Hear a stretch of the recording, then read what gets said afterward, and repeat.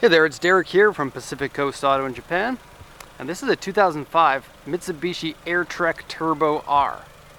And so this is kind of like the Mitsubishi Lancer Evolution station wagon before they made one of those for the Evo 9 generation. It's the same 4G63 engine with turbocharger, with four-wheel drive, and is in kind of a station wagon kind of crossover-like body here. These are a vehicle that I constantly forget about, and then I feel stupid for forgetting about it, because they are cool.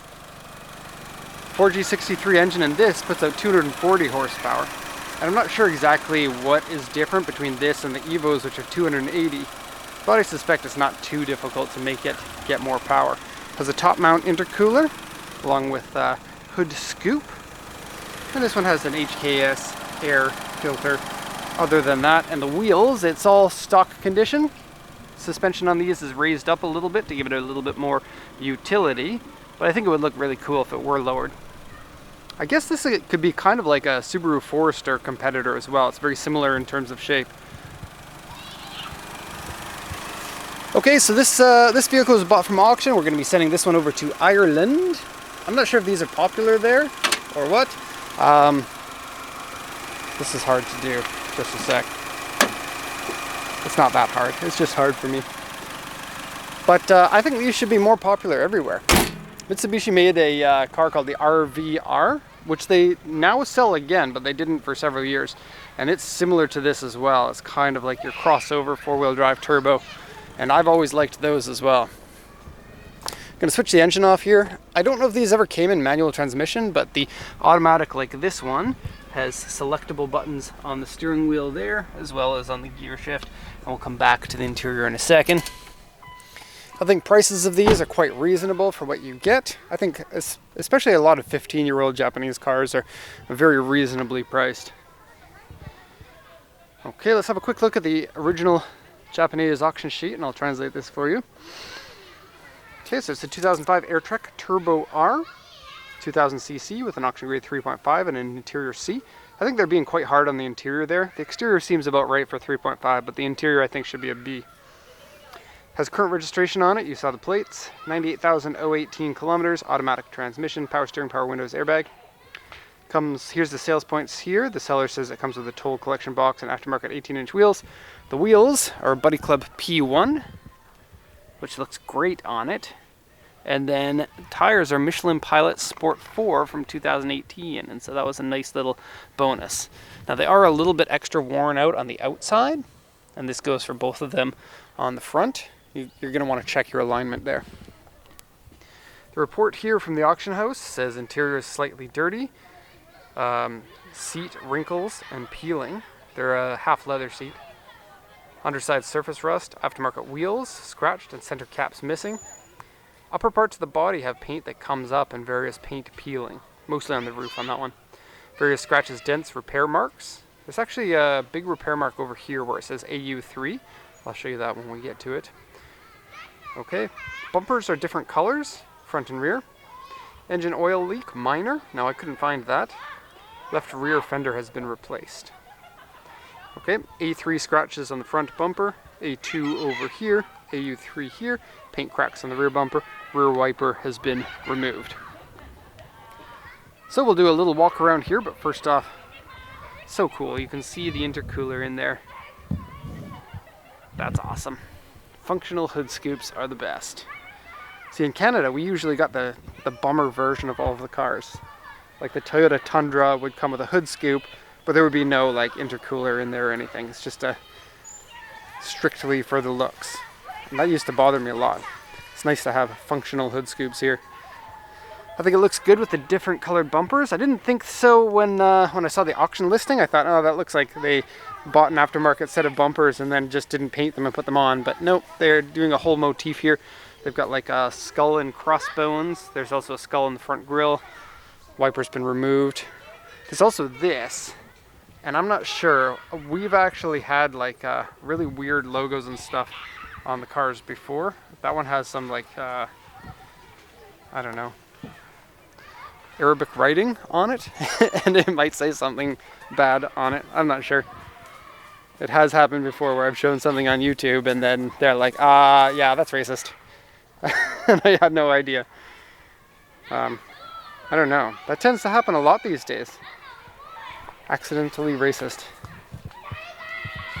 Okay, so I mentioned earlier that the paint on this I thought was a repaint. Looking at it more, it doesn't look like it, but it's a very awkward, kind of like more aftermarket looking paint than you typically get on a car.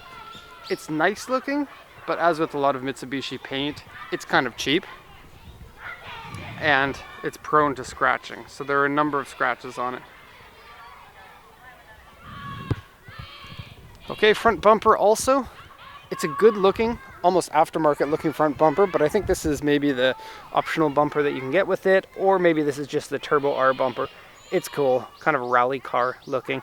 And with the raised suspension like this, you could consider this kind of rally car-esque right out of the box. That's actually really cool.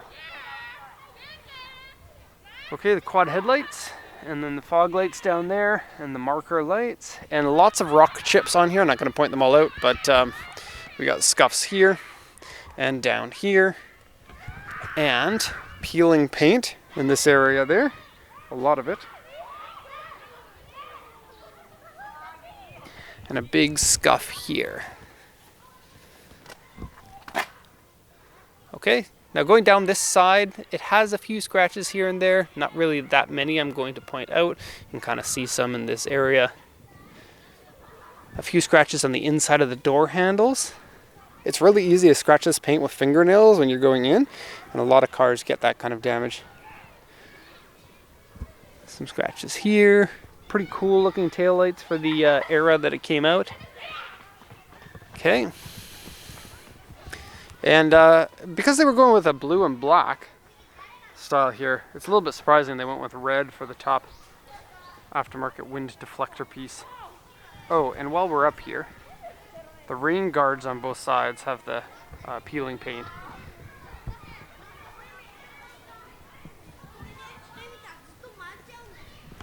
Okay, into the trunk here. Now the trunk floor is rather up high, but it is a station wagon style body, and so that still gives you a lot of room inside to put stuff. Less than a Forester, less than a Legacy. Actually, the Legacy gives you more room than the Forester, which in practical terms is a little bit weird, because you would think the Forester, being a little bit of a, a more SUV style shape, would be more cargo room inside, but that's not the case. Those are flip down seats. They're split 60-40, and probably not enough room to sleep in there unless you're super micro size. Which is the good part about being a small person. You can sleep in an Airtrek Turbo R.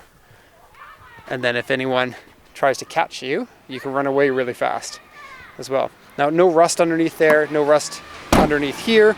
If you have ever owned a Mitsubishi before, you probably know that the spare tire well is like Rust City, unlike Lancer's. Oh, that's stock Rally Art muffler. It's really good sounding too. Okay, into the back seats here.